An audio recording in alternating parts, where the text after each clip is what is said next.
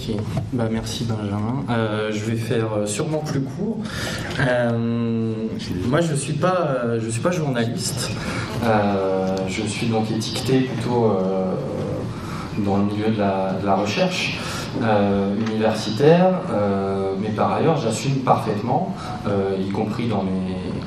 Enfin, c'est quelque chose que j'ai jamais caché, un engagement sur la question palestinienne, qui pour moi n'est absolument pas incompatible avec un travail de recherche sérieux, de la production sérieuse.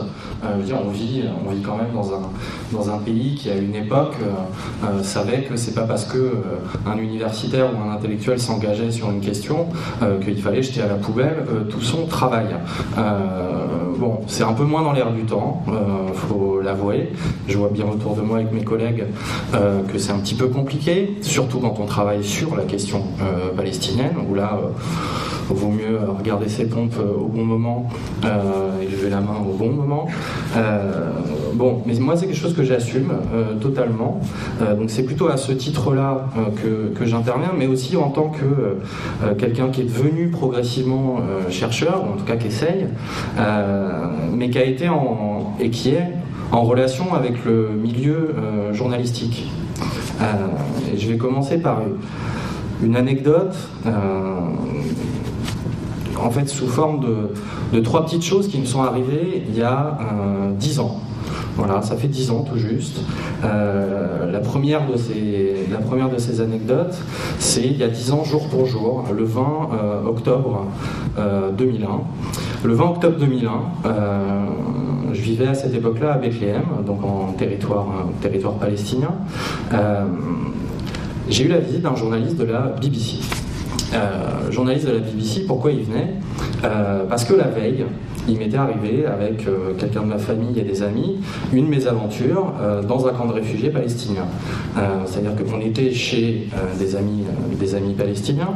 Il y avait des tanks israéliens qui manœuvraient en bas, parce que c'était l'époque où il y avait déjà une réoccupation partielle des zones palestiniennes.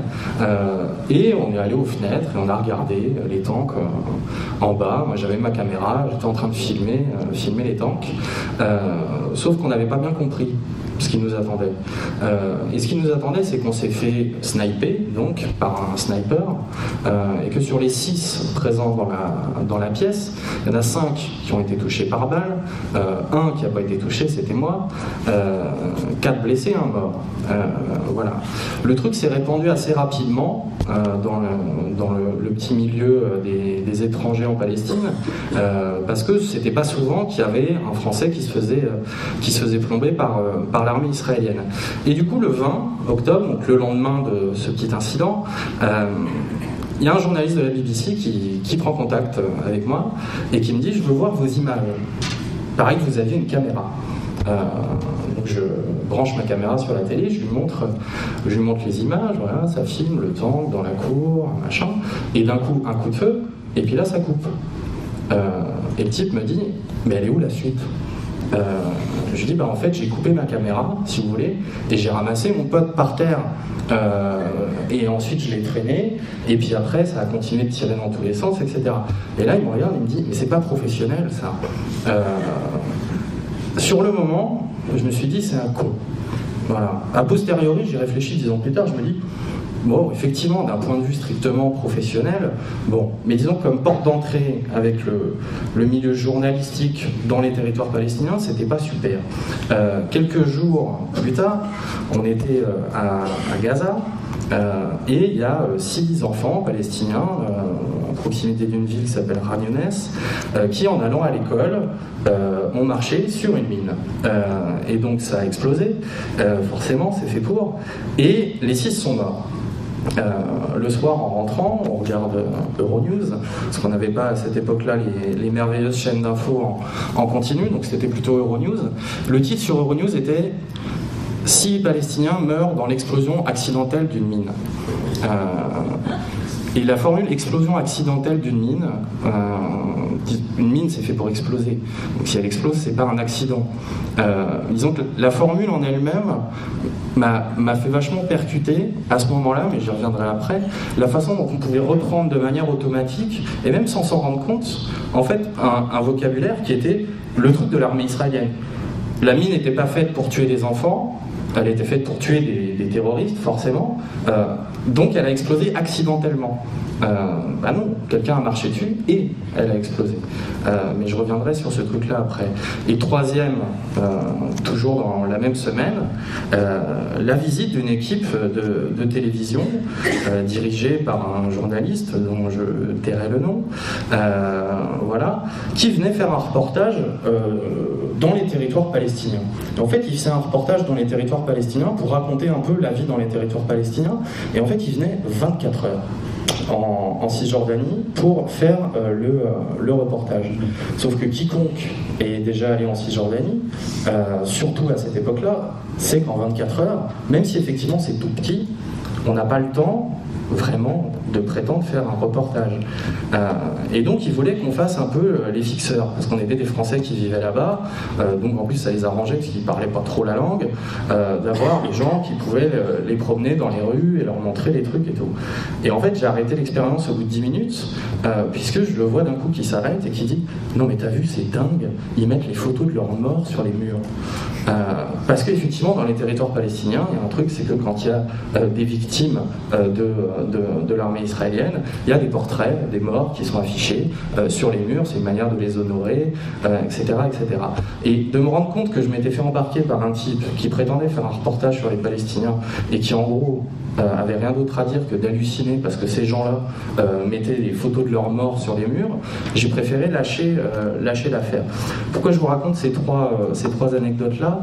C'est parce que ça m'a donné pendant longtemps une très mauvaise idée et une très mauvaise vision des journalistes qui travaillaient dans les territoires palestiniens, sans même parler de ceux qui, depuis la France ou ailleurs, avaient plein de choses intéressantes à dire.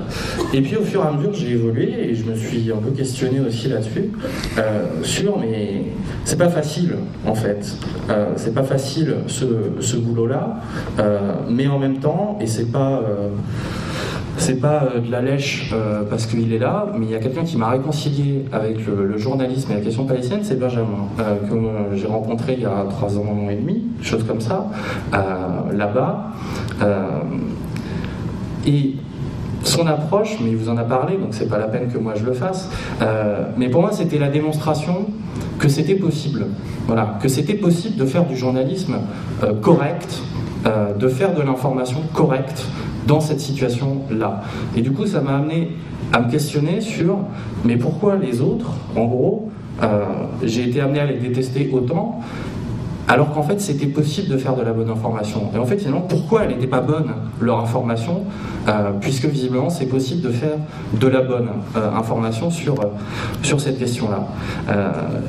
Donc moi, c'est juste 3-4 points que je voudrais pointer sur, selon moi, quels sont les travers principaux de l'information sur cette question.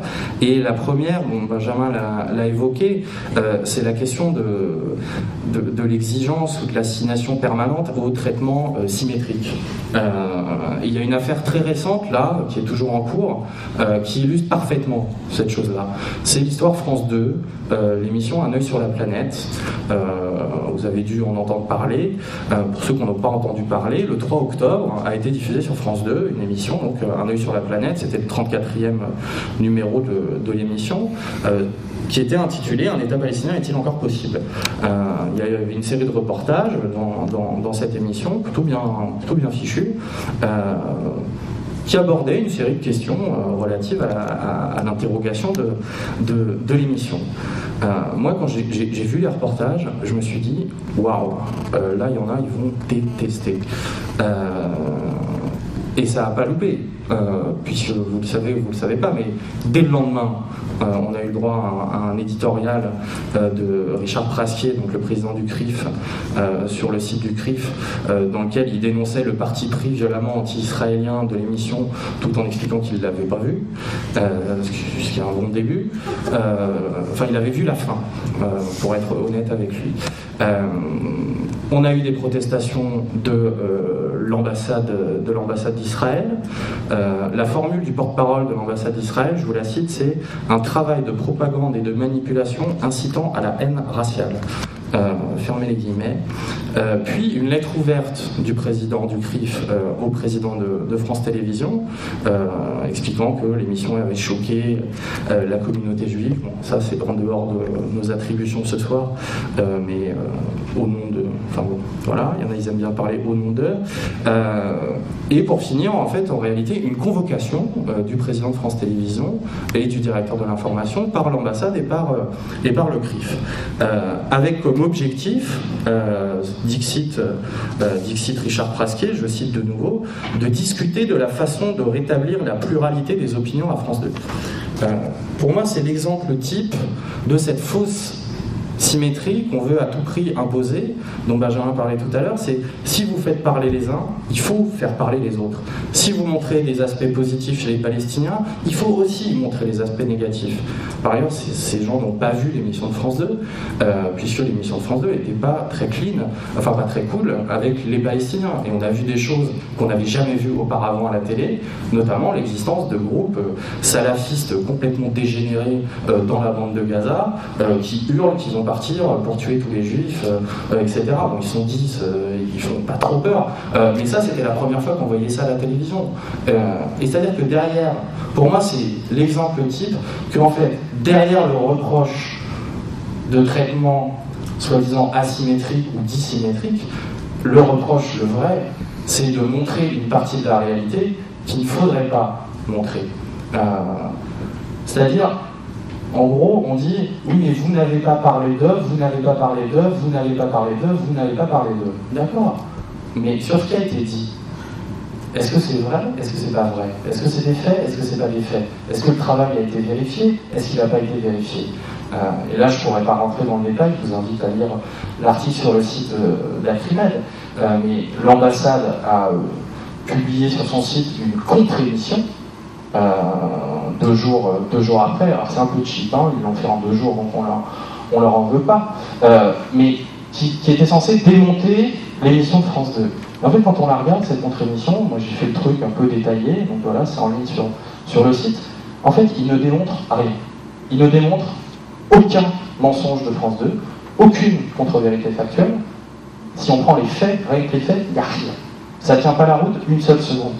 Et il y a un aveu extraordinaire qui pour moi illustre magnifiquement ce que je disais sur derrière le reproche, derrière la volonté de symétrie permanente, en fait on veut faire disparaître une partie de la réalité. C'est une formule de Olivier Rafovitch. Alors pour ceux qui ne connaissent pas Olivier Rafovitch, c'est celui qui était porte-parole de l'armée israélienne au moment, entre autres, du bombardement sur Gaza, type francophone, qui est français, hein. Voilà. Il dit, je le cite, dans la contre-émission, il dit « C'est un programme palestinien anti-israélien qui montre un seul côté, qui le montre bien d'ailleurs, avec la volonté de vouloir casser, détruire, anéantir l'image de l'État d'Israël. » Et puis un petit peu plus loin, il dit « Rien ne va dans ce reportage. » Donc d'un côté, il dit « Ça montre bien la réalité palestinienne », et un tout petit peu après, il dit « Donc rien ne va. » Parce que cette réalité-là, effectivement, avec la volonté d'égaliser en permanence, elle disparaît. Parce que fondamentalement, ce qu'on a, et je m'arrête sur ce premier point, c'est que quand on veut faire un traitement équilibré, on est obligé de ne traiter des informations qui concernent les deux. Les violences, les morts, les blessés, les prisonniers, les otages. Il faut avoir un truc à mettre en face. Sauf que quand vous parlez de la vie des Palestiniens, de la vieille ville d'Hébron, qui en gros peuvent pas sortir de chez eux, doivent faire des détours pas possibles, rentrent chez eux avec des échelles parce qu'il y a des rues qui leur sont interdites, etc. Il n'y a pas de contrepoint, il n'y a pas de contre-champ. Et donc c'est toutes ces choses-là qu'on fait disparaître au nom de la nécessité d'avoir en permanence un contre-champ. Au-delà de vouloir équilibrer une situation déséquilibrée, en fait, cette chose-là, ça fait qu'on s'empêche, on va au plus petit dénominateur commun. Et donc, on fait disparaître tout un pan de ce qui est l'essentiel, en réalité, de la situation des Palestiniens. Deuxième point sur lequel je voulais insister, c'est la course c'est ce que tu as évoqué sur le temps long, le temps court, sur l'événement, les causes longues. C'est-à-dire qu'on est toujours baladé, et c'est pas forcément la responsabilité des journalistes eux-mêmes par ailleurs, parce que les exigences rédactionnelles peuvent être aussi celles-ci, c'est couvrir l'événement, couvrir le truc frappant, le truc qui parle, et étant donné les formats, que ce soit télé ou radio ou écrit, on n'a pas toujours le temps d'exposer les causes longues, c'est-à-dire de situer ces événements dans le temps, de rappeler que non, c'est pas un truc qui se produit comme ça, et il n'y avait rien avant, il n'y a pas en fait un truc qui dure depuis des décennies. Et ça, c'est terrifiant parce que ça dépolitise complètement la question, c'est-à-dire qu'on saute d'événement en événement, et en fait on oublie qu'il y a quand même des tendances lourdes, des trucs de fond qui sont là et qui permettent de comprendre la résurgence ponctuelle de ces événements spectaculaires qui peuvent être des violences, des bombardements, des attentats, des enlèvements, des je sais pas quoi. Et à l'arrivée, en réalité, ce que ça fait, et c'est là où au niveau de l'information c'est important, c'est que les gens ne comprennent rien. Les gens ne comprennent rien à ce qui se passe. Quand j'étais plus jeune, je vais le refaire, je lisais des BD, et je me souviens d'une BD de Mafalda, je ne sais pas si vous voyez la petite argentine là. Il y avait une planche de Mafalda où c'était. Mafalda était devant la télé et il y avait une bulle qui partait de la télé qui disait conflit israélo-palestinien, machin, voilà. Et son père lui disait qu'est-ce que tu regardes? Et elle répondait Tom et Jerry. Mais c'est un peu. Enfin, c'est assez parlant. Voilà, ils se courent après en permanence, tout le temps, ils se tapent dessus, un coup c'est l'un, un coup c'est l'autre, ils se font des crasses, mais en fait on ne sait jamais pourquoi. Et là, on est avec ce truc d'être en permanence dans l'événement, on oublie, on occulte les causes longues, et du coup, on se trompe dans la façon de présenter les choses, on s'emballe sur des choses, alors qu'en fait, elles n'ont rien de... je vais prendre un exemple très simple. J'ai eu la chance d'être invité sur Public Sénat il n'y a pas très longtemps pour causer de Mahmoud Abbas à l'ONU, la demande de reconnaissance de l'État palestinien, etc. Et le journaliste, qui est fort sympathique par ailleurs, me dit mais quand même c'est historique. Vous dites bon ils vont pas être admis parce qu'il y aura le veto. Mais là cette démarche, ça va changer les choses. Je lui dis mais vous savez, en novembre 1988, alors ça fait longtemps, ça fait 23 ans, en novembre 1988, les Palestiniens ils ont déclaré leur indépendance. Quelques semaines plus tard, il y a eu un vote à l'Assemblée Générale des Nations Unies sur la question du droit des Palestiniens à avoir un État. Il y a plus de 100 pays qui ont voté pour. Il y a 2 qui ont voté contre, Israël et les États-Unis. On est 23 ans plus tard. Vous avez eu l'impression que ça a bouleversé la donne ou pas? Le type, je lui en veux pas de pas le savoir, c'est pas grave, c'est pas son boulot, il n'est pas chercheur. Mais ça montre que là, on est en train de courir après un truc. C'est historique, le discours. Et des fois, on le dit. Il le dit sans s'en rendre compte. C'est le nouveau Arafat. On dirait le discours d'Arafat à l'ONU en 74. Ouais, les gars, en 74. Hein, il y a 37 ans. 37 ans plus tard, on a un sous-Arafat qui fait un sous-discours d'Arafat à l'ONU et tout le monde s'emballe. Mais pourquoi ça marcherait mieux cette fois-ci? Donc il y a ce côté de surmédiatiser des choses et de leur donner une hyper importance, alors qu'en réalité, quand on regarde dans le temps long, finalement, c'est somme toute pas un truc dément qui est en train de se passer. Et puis après, il y a les trucs catastrophiques où on peut tomber dans l'absurde. Là, je vais citer un article de Libération publié il y a un peu plus d'1 an, sur lequel, bon, c'est vrai, je m'étais fait plaisir, où c'est tellement dépolitisé et tellement déshistoricisé qu'on en arrive à écrire des trucs absolument absurdes. C'était un reportage qui était réalisé au nord d'Israël, dans les villes du nord d'Israël, qui étaient en gros sous la menace des roquettes du Hezbollah. Et quelques jours plus tôt, il y avait eu un incident, à la frontière, je ne sais pas si vous vous souvenez, où en gros, je l'appelle l'incident de l'arbre, où en gros on ne sait pas pourquoi, mais il y avait eu 3 Libanais et un Israélien qui s'étaient flingués à la frontière israélo-libanaise, et en gros on nous avait expliqué que c'était une histoire d'arbre. Parce qu'il y a un arbre en gros qui était au milieu, on ne savait pas trop s'il était côté israélien, côté libanais, et comme Israël avait voulu élaguer l'arbre, du coup les Libanais n'avaient pas aimé, et ils s'étaient shootés et il y avait eu 4 morts.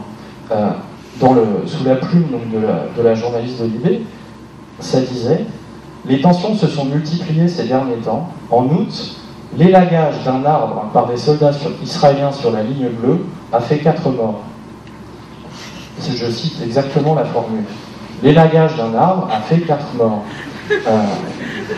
Bon, on n'a pas toujours des choses comme ça, évidemment, là c'est à l'excès. N'empêche, c'était publié dans Libé papier, double page, quand même. Mais là, on est vraiment dans le truc où en gros, c'est pas qu'il y a des problèmes frontaliers entre Israël et le Liban, et c'est pas que ça dure depuis des décennies. C'est pas que le Hezbollah considère qu'il y a des territoires qui sont toujours occupés par l'État d'Israël et que du coup le Hezbollah se considère comme toujours en guerre contre Israël tant que ces territoires n'auront pas été libérés. Non, c'est l'élagage d'un arbre qui a fait 4 morts. Donc, je finis sur cette histoire de temps long et de causalité, mais c'est juste, on ne peut pas demander à des journalistes en 4000 signes de toujours rappeler l'histoire et de remonter à 48 ou au congrès de Bâle en 1897 ou des trucs comme ça. Mais c'est que le minimum, c'est ok être, on va dire, sous pression de l'événement, mais c'est pas d'hypothéquer et de mettre de côté les explications causales pour couvrir uniquement l'événement et du coup dépolitiser la chose et pour finir donner à lire, à entendre ou à voir des trucs totalement incompréhensibles. Troisième point qui rejoint un peu ça, mais c'est ce que j'ai appelé le spectaculaire et l'essentiel. Pour moi, ça ne recoupe pas complètement les histoires de temporalité. C'est que par moment, on va avoir un chiffre, on va avoir une stat, on va avoir éventuellement un événement qui est hyper spectaculaire, qui va être hyper couvert, qui va être hyper relayé, hyper médiatisé, etc. Au détriment du travail, par exemple, de gens comme Benjamin, qui en fait,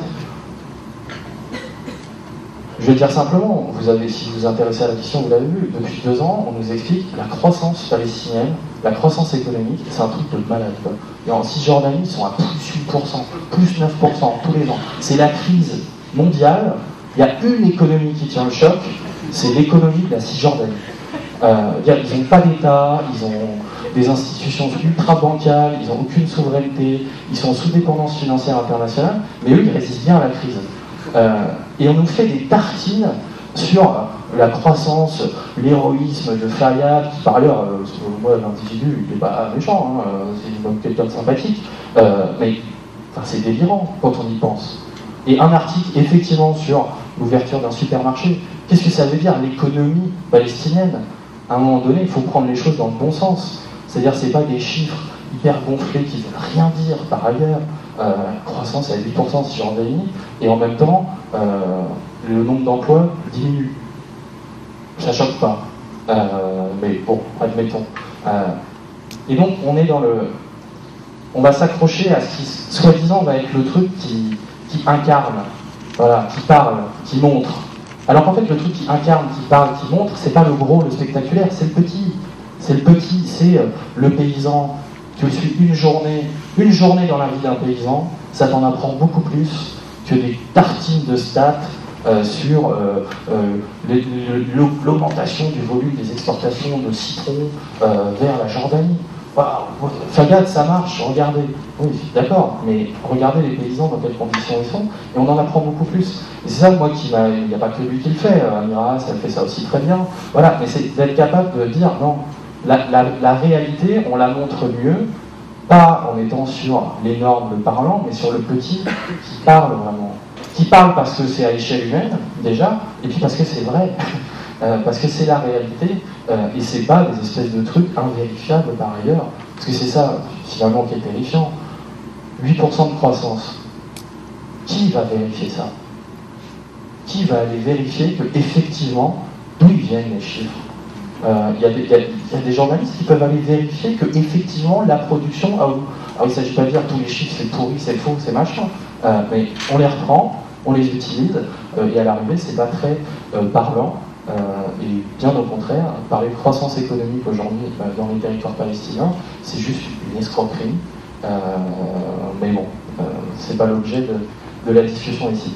Et la dernière chose dont je voulais parler, c'est, disons, la quasi-fusion qu'on peut avoir dans le traitement de l'information entre les rythmes diplomatiques et le traitement journalistique de la question. C'est-à-dire que la même information, ou le même individu, ou la même chose, selon où on en est dans les processus diplomatiques, ne vont pas être traités de la même façon, ne vont pas être rapportés de la même façon. C'est-à-dire qu'il y a un alignement qui se fait effectivement, sur le processus de paix, sur est-ce qu'en ce moment on est plutôt dans une situation où on va vers du bien. Donc si on va vers du positif, il ne faut pas trop qu'on tape sur ni l'un ni l'autre. Par contre, dans une période où ça ne va plus, là on peut se lâcher et là on peut taper. Je vais prendre un exemple très simple. La corruption dans l'autorité palestinienne. C'est-à-dire, l'autorité palestinienne, avant même d'exister, elle était corrompue. Hein, et c'est pour ça qu'elle a existé d'ailleurs. Donc les gens qui ont découvert la corruption dans l'autorité palestinienne dans les années 2001 et 2002, c'est juste une blague. C'est-à-dire tout le monde le savait que l'autorité palestinienne était corrompue jusqu'à la moelle. Tout le monde le savait. Sauf que comme le processus diplomatique avançait globalement, il paraît, il n'y avait pas trop de violence, etc., c'était quelque chose qu'on couvrait pas trop. On ne disait pas Arafat il a 2 milliards de dollars sur des comptes en Suisse. On ne disait pas les forces de sécurité palestiniennes, elles raquettent les commerçants. On ne disait pas ces choses-là, parce qu'il ne fallait pas le dire à ce moment-là, parce que ça aurait pu mettre en danger le processus de paix. Quand on réfléchit, c'est une logique terrible. C'est-à-dire que l'information devient dépendante et après c'est pas un scoop que je suis en train de vous donner là, mais sur cette question-là c'est particulièrement frappant parce qu'on est en permanence dans cette rhétorique-là. Prenez un type comme Abbas. Mahmoud Abbas, par exemple, est présenté depuis qu'il est là comme un type modéré, pragmatique, raisonnable, lui on peut faire la paix, etc., etc., etc. Donc comme il est ce personnage-là qui a un rôle à jouer dans le processus de paix, entre guillemets, il y a un certain nombre de choses qu'on ne va pas dire sur lui. Est-ce qu'il faudrait les dire ou pas? À la limite, c'est pas mon problème. Mais moi, je suis persuadé, par exemple, qu'il y a assez peu de gens ici qui savent que Mahmoud Abbas, il a fait une thèse révisionniste. Que Mahmoud Abbas, il a préfacé les premières traductions arabes de Faurisson. Que Mahmoud Abbas, son mandat présidentiel est terminé depuis plus de 2 ans et demi.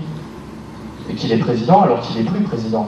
Toutes ces choses-là, bon, c'est pas des infos qui vont être super intéressantes à raconter, parce qu'il ne faut pas casser le personnage Abbas, parce que pour la paix, c'est une clé. Dans la conception, en tout cas, du processus de paix, version Union Européenne, États-Unis, Israël, selon l'humeur du jour. Moi, je dis pas, le vrai journaliste, il doit faire un article sur Abbas et dire, ce mec, il a fait une thèse, etc. Mais je suis convaincu que si Khaled Meshal, Abbas, il avait fait la préface de Faurisson, on serait au courant. Que si Khaled Meshal, il avait fait une thèse révisionniste, voire même négationniste, on le saurait et on nous le rappellerait à chaque fois qu'on parle de lui. Khaled Meshal, qui a préfacé les œuvres de Faurisson, a déclaré qu'il était prêt à faire la paix. Voilà. Donc, je pense que ça, c'est un des travers qui est assez marquant aussi, je m'arrêterai avec ça, c'est, en fait, et c'est là où on retrouve un peu les caractéristiques du journalisme de guerre, c'est-à-dire de coller aux agendas diplomatiques les pays dans lesquels on rapporte l'information. Et dernier mot, c'est pour finir par là où j'ai commencé, après mes petites anecdotes, c'est sur l'histoire de l'asymétrie, etc.